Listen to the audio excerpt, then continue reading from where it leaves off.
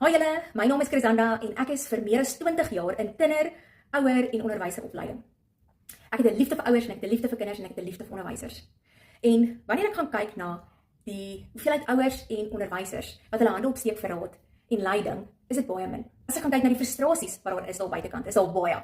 En een van daai frustrasies wat ouers het, is daardie frustrasie van hoeveel keer moet ek nog praat? Ek praat met my kinders, maar niemand luister nie en niemand reageer of niemand doen wat ek vra nie. En as iemand 'n reaksie het, is dit 'n tantrum, 'n drama of 'n huil of 'n kwaad of iets gooi. Of dit net nie, of hy stilstype van niks gebeur nie, 'n steekstonkie.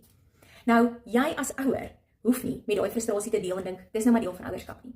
Daar is praktiese raad wat jy as ouer kan kry om seker te maak dat wanneer jy praat, gaan jou kinders nie luister nie. Hulle gaan doen wat jy vir hulle sê hulle moet doen.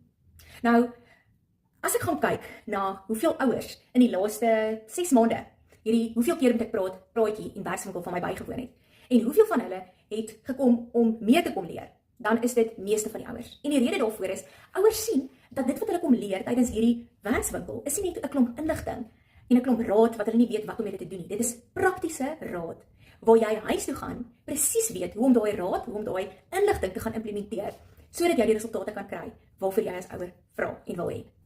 Nou tydens hierdie hoeveel keer moet ek praat praatjie en werkswinkel, gaan ek 4 komponente aanspreek. Dit is 90 minute, dit is nie baie tyd nie. Nou as ons gaan kyk na die eerste komponent, is dit temperament. Ek gaan vinnig verduidelik wat temperament is en hoekom temperament belangrik is en hoekom dit belangrik is om jou kind se taal te kan praat wanneer jy 'n opdrag gee. Die tweede komponent is gesag.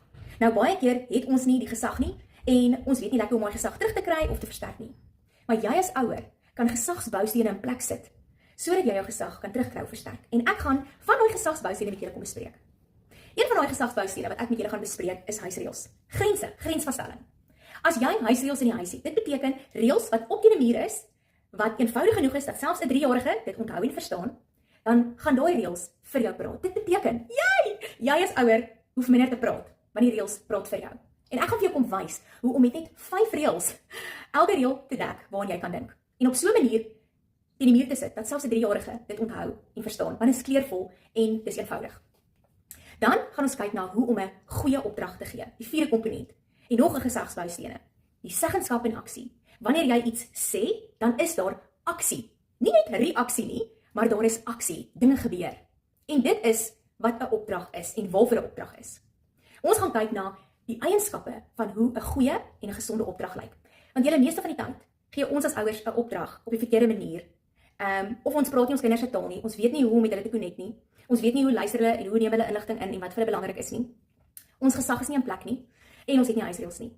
En met hierdie 90 minute gaan ek vir jou praktiese raad kom gee, dat jy kan huis toe gaan, dit implementeer, en gewaarborg, as jy dit doen, gaan jy die resultate daarvan kry.